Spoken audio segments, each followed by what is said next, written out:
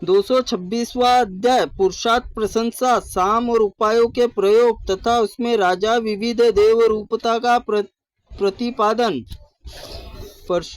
पुष्कर कहते हैं, परशुराम जी दूसरे शरीर से उपार्जित किए हुए अपने कर्म देव और समझिए, इसलिए मेधावी पुरुष के पुरुषार्थ श्रेष्ठ बतलाने के लिए देव प्रतिकूल हो उसका ही पुरुषार्थ निवारण किया जा सकता है तथा पहले सात्विक कर्म से पुरुषार्थ बिना भी सिद्धि प्राप्त होती है। भगुनंदन पुरुषार्थ देव सहायता समय पर फल देता है। देव्य पुरुषार्थ दोनों ही मनुष्य फल देने वाले हैं। पुरुषार्थ द्वारा की गई कृषि वर्षा के योग प्राप्त होने पर समय अनुसार फल की प्राप्ति होती है। अंत में धर्मानुष्ठान पुरुषार्थ करे, आलसी न बने, देव पर भरोसा करके बैठा न रहे।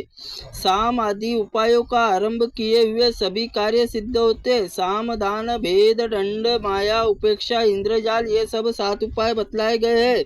इनका परिचय सुनिए। तथ्य अतथ्य 2 प्रकार के साम कहा गया। उसमें अतथ्य साम साधु पुरुषों का कलंक ही कारण होता है। अच्छे कुल में उत्पन्न सरल धर्मपरायण जितेंद्रिय पुरुष साम से वश में होते हैं। अतथ्य के साम के द्वारा तो राक्षस वशीभूत होते हैं। उनके किए हुए उपकारों का वर्णन उनके वश में करने से अच्छा उपाय है। हम लोग आपस में द्वेष रखने वाले तथा कुपित भयभीत अपमानित और भेद नीति प्रयोग करे, उसमें अत्यंत भय दिखाने से अपनी ओर से आशा दिखवाए। जिस दोष से वे दूसरे लोग डरते उसी प्रकट होने में उनमें भेद डाले। शत्रु के कुटुंब में भेद डालने वाले पुरुष की रक्षा करनी चाहिए। सामंत क्रोध प्रहरी कोप तथा मंत्री अमात्म्य पुत्र आदि क्रोध के भीतर क्रोध अंतर्गत अपने पहले भीतर कोप को शांत करके सामंत और आदि शत्रुओं को बाह्य कोप को जीतने का प्रयत्न करे। सभी उपायों से दान श्रेष्ठ माना गया है। दान इस लोक में परलोक दोनों में सफलता प्राप्त होती है। ऐसा कोई नहीं है जिसे दान वश में न हो जाता हो। दानी मनुष्य परस्पर सुसंगठित रहने वाले लोगों में भेद डाल सकता है। साम दान भेद ये 3 प्रकार के कार्य न सिद्ध हो सके उसे दंड और कार्य द्वारा सिद्ध करना चाहिए।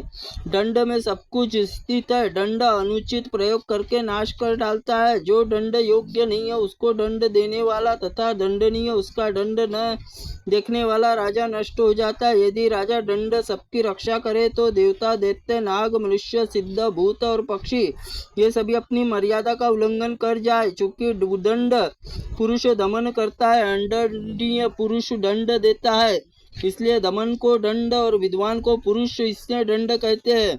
अब राजा अपने तेज से इस प्रकार तप रहा हो, उस ओर देखना कठिन हो जाए, तब वह सर्वव्रत होता है।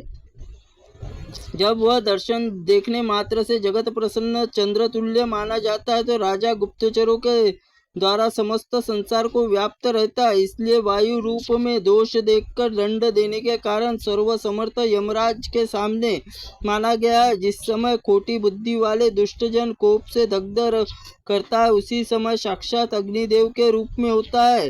तब वह ब्राह्मण को दान देता है। उस समय दान के कारण धनाढ्य कुबेर तुल्य हो जाता है। देवता आदि निमित्त धूत और भविष्य धनी दाना बरसाने के कारण वरुण माना गया है। भोपाल क्षमा नामक गुण से संपूर्ण जगत को धारण करता है। उसी समय पृथ्वी स्वरूप को जानकर पड़ता उत्साह में मंत्र प्रभु शक्ति आदि के द्वारा उसका सबका पालन करता है, इसलिए साक्षात भगवान विष्णु स्वरूप है।